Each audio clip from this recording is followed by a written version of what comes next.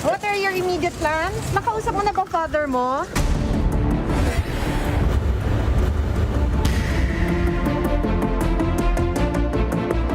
Ladies and gentlemen, we are pleased with the decision of Honorable Ricardo Moldes, the second finding our client Joey Remulla innocent of the charge of illegal possession of dangerous drugs. It is very clear from the prosecution's evidence that Joey Remulla is not the importer of this dangerous drug.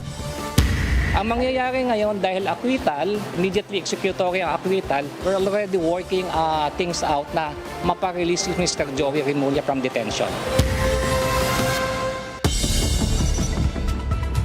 From the nation's capital, all sides, all the time, I'm Robbie Alampay. And I'm Gretchen Ho. The big story tonight. In less than 3 months, Justice Secretary Crispin Remulla's son has been acquitted of illegal drug possession.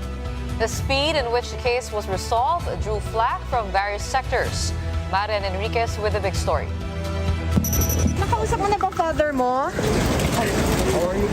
Attorney Pearl na. Attorney Pearl. It was past 1 on Friday afternoon when Juanito Jose Remulla III, son of Justice Secretary Boying Remulla, got out of his detention cell. The younger Remulla had been acquitted of illegal drug possession by the Las Piñas Regional Trial Court. Juanito declined to be interviewed, but his spokesperson, Attorney Perlito Campanilla, said they are happy with the court's decision. Today is a day of celebration. He is not unaware that he will have to struggle to win back his reputation and good name.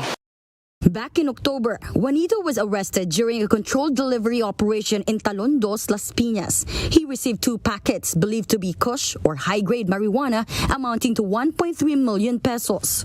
According to the 34-page decision, the court said that there were lapses in legal procedure under the Comprehensive Dangerous Drugs Act. The court also ruled that there was no animus possendi or the intent to possess the parcel and its contents. It says that in a controlled delivery, the mere designation as the consignee is not enough to show that the recipient is doing an unlawful act. The court also cited that the identity of the dangerous drugs was not established beyond doubt. With that 2 substantive matter, the court declared that the accused is innocent beyond reasonable doubt. Remulla's camp also raised that the incident was a possible frame-up.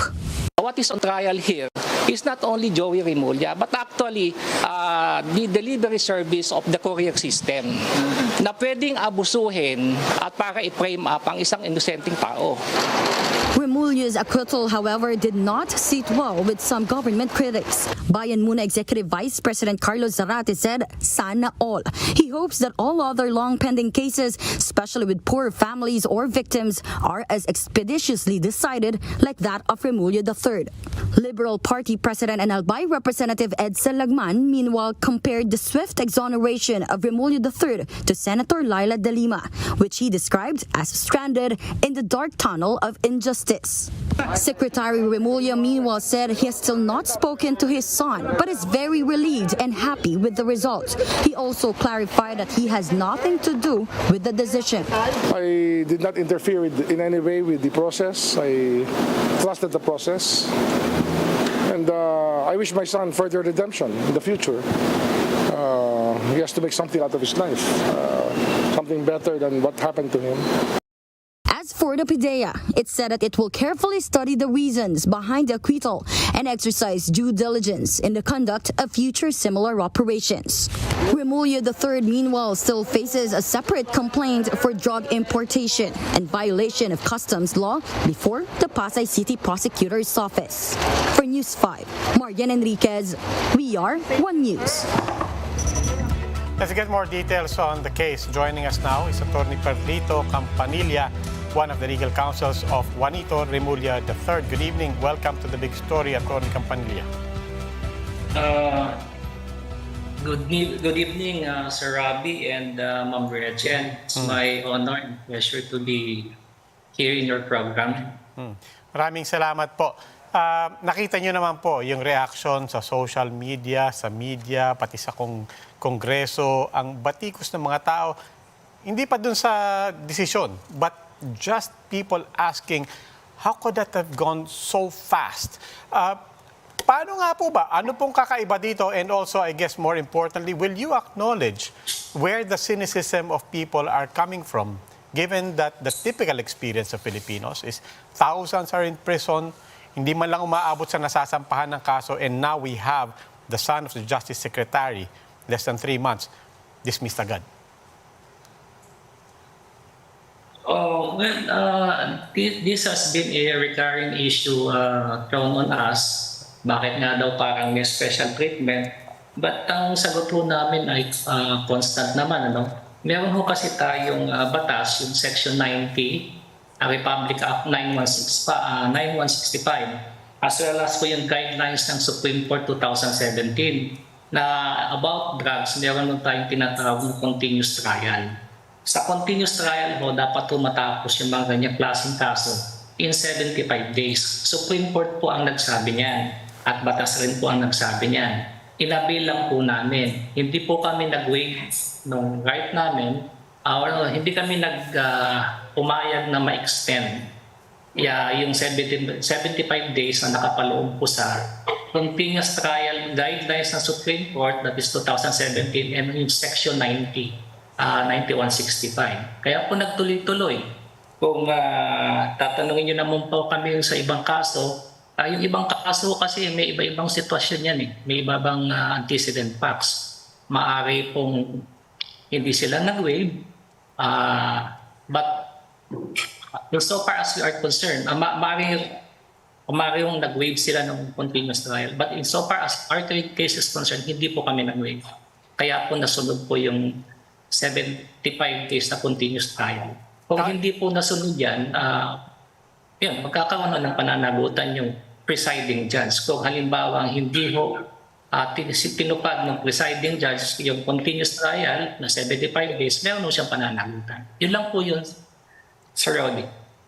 Attorney, taking a look at the arguments of your camp and how you won this case, do you think that you won by technicality? And with all of that, with regard to the chain of custody being broken and the failure to provide evidence on the knowledge of the acceptance of the package, do you think that the PDEA should also be looked into in this case? Well, about the adjective that this is just a technical matter, insofar as our opinion is concerned, this is not just technical po, Ma'am Gretchen. These are substantive matter because it concerns basic fundamental rights enshrined under our Constitution. Yung fundamental rights of freedom, fundamental rights against unreasonable search and seizure. So yan po ay pinoprotektahan ng ating, pupunta na ho tayo dun sa issue ng chain of custody. Pinoprotektahan ho yan. Ngayon, yung isang bagay naman ho, yung element ng crime, ng possession, yung sinasabi ho ni Judge Moldes, na dapat ho merong intent to possess. Dito ho nangyari, walang intent to possess dahil nung dumating ho yung mga PDEA agents doon sa kanyang bahay, ang unang sinabi ni Joey Remulla hindi ko ini-expect yung parcel na yan. Pagkatapos po, tinanong siya, kilala niyo po yung shipper, si Benjamin Hoffman from California. Sabi niya, hindi ko kilala yan. And nagkaroon pa ho sila ng mga pag-uusap, ng deklarasyon niya during the inquest, sinabi sa kanya, itatanggapin mo ba yung parcel? Ang sabi niya is, well, kung libre yan, tatanggapin ko naman. Hinanapan po siya ng ID. Binigay niya yung ID niya. In fact, kinumpara pa yung pangalan doon sa ID niya, license, LTO license card, doon sa shipper, doon sa parcel, shipper's form. Actually, may disparity pa nga eh. Kasi sa shipper's form, ang pangalan is Juanito Remulla. Yung sa LTO license card niya, ang pangalan ay Juanito Jose Remulla III. But just the same, nung pinakita niya na yung ID, ibinigay na sa kanya yung parcel, hindi pa nga binubuksan, sabi ni Judge, ang findings niya is inaresto na kaagad. So, hindi pa nga niya alam kung ano yung nasa loob. So, yung intent to possess is clearly not present. So, isa ho sa mga rason yun kung bakit po nagkaroon po ng acquittal. Okay, obviously marami pa po tayong tanong, but this is all the time we have for now. But we will continue our conversations about this case later on the Chiefs immediately after the big story. In the meantime, maraming salamat po, Attorney Perdito Campanilla, his legal counsel for Juanito Remulla III. Meanwhile, suspended Bucor Chief Gerald Bantagas turned the tables on Justice Secretary Jesus Crispin Remulla as he accused him of being the mastermind behind the killing of broadcaster Percy Lapid and the alleged middleman June Villamor. In a 15-page complaint dated January 4, filed before the Ombudsman, Bantag accused Remulla and Bucor officer in charge Gregorio Catabang Jr. of murder, grave misconduct, conduct prejudicial to the best interests of the service, and conduct unbecoming of a public official. Bantag claims Remulla ordered the two killings, supposedly through inmate Herman Agoho. Agoho is also respondent in the case, along with 4 other inmates. Bantag urged the Ombudsman to conduct an in-depth investigation into the killings and order the preventive suspension of Remulla and Catabang. For Secretary Remulla, he said Bantag's complaint is a desperate act of a desperate person. After the break, the country's unemployment rate improved to pre-pandemic levels in the latest PSA survey. We'll be discussing more of that with ING senior economist Nicolas Mapa when the big story returns. Keep it here on One News.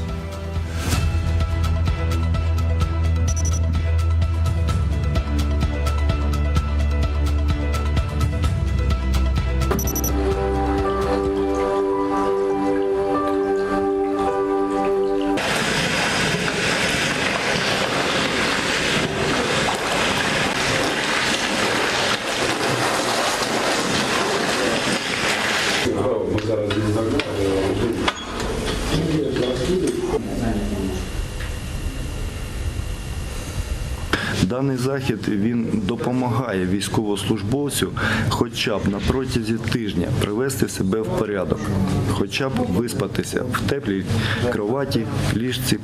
Ось це перше. Помитися в нормальних умовах, випрати свою одежу. Це друге. Ось пройти медичне обстеження. Це саме головне, тому що у людини під час таких бойових стресів з'являються різноманітні хвороби.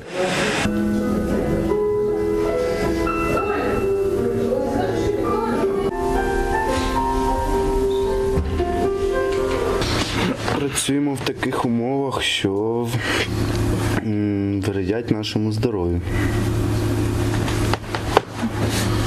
Так як і сирость, так як і влага, так як ми живемо в бліндажах. Треба реабілітація, також спина, ноги, нагрузка.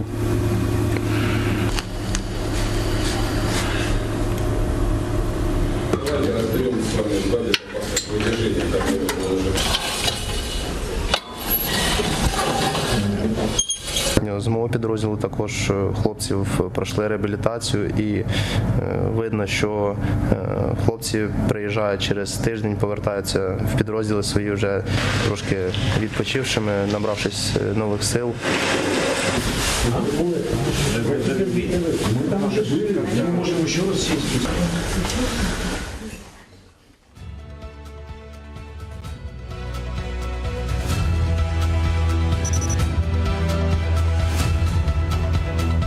You're watching the big story here on One News. Although the Labor Department saw some improvements in November, job quality remains to be an issue for many Filipino workers. Shaila Francisco with the details. After looking for a job for several months, Mary Jane was hired as a parking attendant at Kamuning Market last November as more customers were visiting the area amid the holiday season. She's earning 500 pesos a day for this part-time job, but says she still feels the need to look for other work. Mas okay po yun kasi dagdag income din po para sa mga bata, mga kailangan nila. O kaya pagka case of emergency may magkasakit sa mga anak ko, may panggastos din po. Like Mary Jane, more employed Filipinos are are looking for additional jobs. The PSA reports that underemployment rate in November slightly increased to 14.4%, equivalent to 7.16 million Filipinos. The agency says this usually happens during the holiday season. Underemployed people are those seeking additional jobs or longer working hours to augment income. October, November, December, sabi ko kanina, marami yung ini-empleyo kasi malakas ang ating economic activities because of the holidays, and a portion of them are not really employed full-time. So parang mga katulong, for example, may mga part lang ng 8 hours. So nakikita natin. This explains why employment during the month rose to 95.8% or 49.71 million Filipinos. Among the sectors with the highest increase in employment include wholesale and retail trade, manufacturing, and accommodation and food services. The PSA expects more job opportunities in the manufacturing sector this year. Kita natin na continuous yan na tumataas, so may expectation na baka dito ang tuloy-tuloy na pagdagdag sa mga employed persons sa itong mga buwan ng 2023. With more Filipinos securing jobs, unemployment rate is back to pre-pandemic levels at 2.1 million or 4.2%. PSA notes this number is the lowest since April 2005. The National Economic and Development Authority or NEDA acknowledges that flexible work arrangement and digitalization provided opportunities for Filipinos who are juggling work with parenting and studying. NEDA believes the latest employment figures also show that the country's economy is on the road to recovery. For now, NEDA is focused on attracting investments to create high-quality jobs and improve the employability of Filipinos. Shaila Francisco, we are One News. To join us for a discussion on the state of the country's job market, we have with us on the show ING senior economist Nicky Mapa. Welcome to The Big Story, Nicky. Hi, Gretchen. It's great to be back. Okay, so unemployment rates are down, underemployment rates are up. And given the holiday seasons where we saw a lot of side jobs, inflation also, should we really be happy about these numbers returning to pre-pandemic level, or is this something that's not really indicative of the growth that we're looking at? Yeah, that's a great question, Gretchen. Actually, if you look at the numbers, it does sort of move in line with what we're seeing in terms of growth. A lot of the growth that we've seen in the past few months is driven by the revenge spending phenomenon. With the country back opening, this is the first holiday season without, I guess, masks or face shields. So people are out and about. This is reflected in the jobs hiring for the retail trade sector, accommodations, and restaurants and recreation. So I guess the silver lining is that we're seeing better jobs numbers, but there is room for improvement. As noted, underemployment is still on the way up, is still quite high. As the story by Shaila showed earlier, people are still looking for more hours and still looking for more, possibly to augment the higher prices that we're seeing right now. Yeah, Mr. Mapa, as you noted, the revenge spending took place also coincidentally in the last quarter of last year, and then coincidentally bookended by a number of holidays, long holidays for that matter. What happens after the usual spending of the holiday season, especially as we enter to the first quarter? How sustainable is all of this? Yeah, so we talked about revenge spending, and usually from our experience looking at other countries that have reopened after lockdowns, it takes about a year for us to sort of get this out of our system. So we're looking at maybe a slowdown or growth petering out in terms of revenge spending by the second or third quarter of this year, revenge spending. At the same time, we're seeing inflation at extremely high levels. That's going to force some rethink with regard to how much we're spending on the holidays and just getting back to the groove of things. So possible slowdown, it's some pullback in revenge spending by the second quarter. All right, Nicky. All right.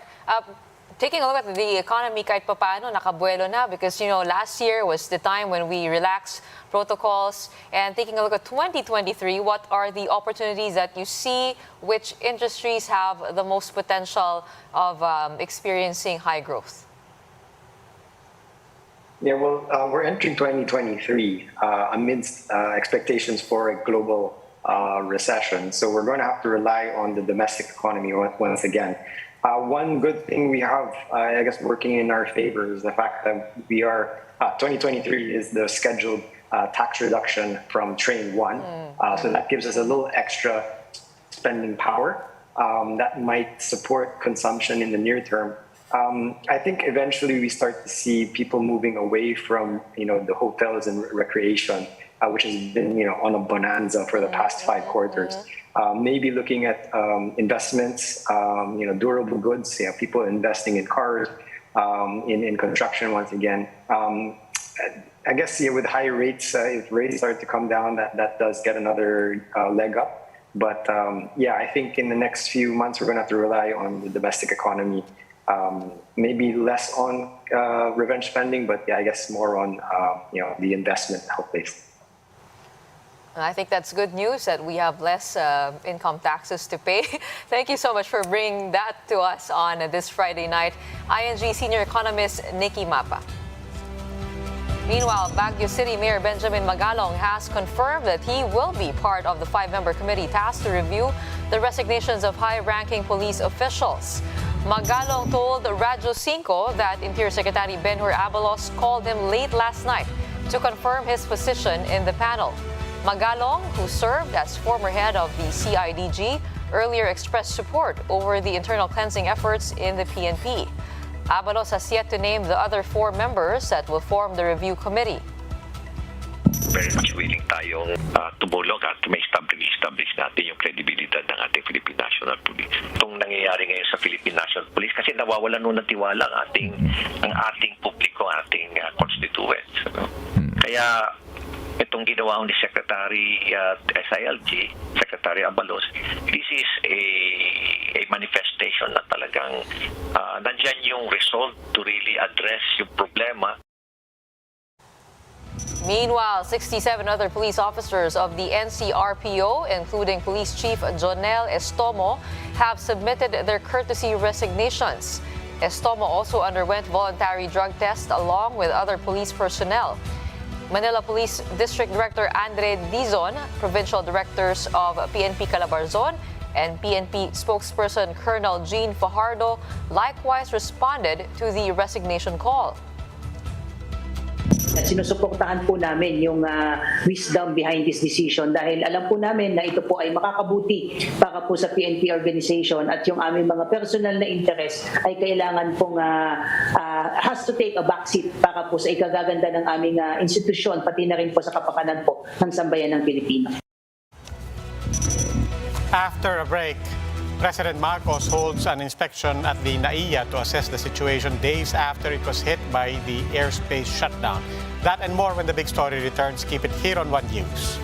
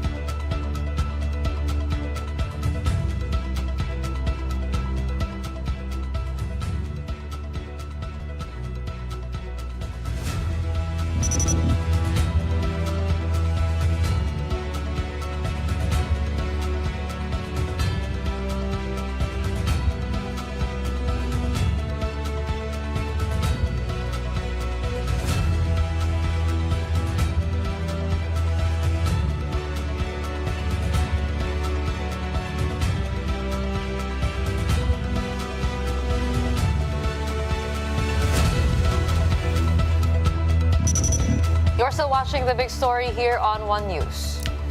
President Bongbong Marcos was at the NAIA today as he looked into the airport's operations a couple of days after last Sunday's airspace shutdown. Maricel Halili with this report. We have to apologize to our kababayans who, especially those who came from abroad, dahil limitado ang kanilang bakasyon, nawala yung 2-3 araw Kaya may humihingi ng inyong paumanhin. This was President Bongbong Marcos's apology over the airspace shutdown that impeded flight across the country on New Year's Day. Fresh from his China trip, the president inspected the situation at the NAIA Terminal 3. He also met with transportation and airport officials for updates.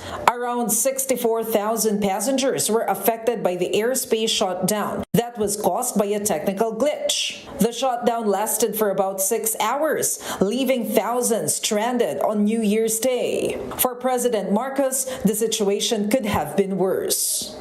Considering how big the problem was, the airport authorities, our cabinet secretaries, and all those who were involved in returning the system back have done a reasonably good job.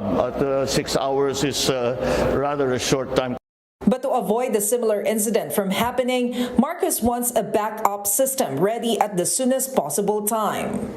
Ang sinabi ko lang is to make sure that we fast track all of whatever negotiations we have with our with the equipment suppliers who can help us with the upgrades, both for the software and the hardware of our equipment.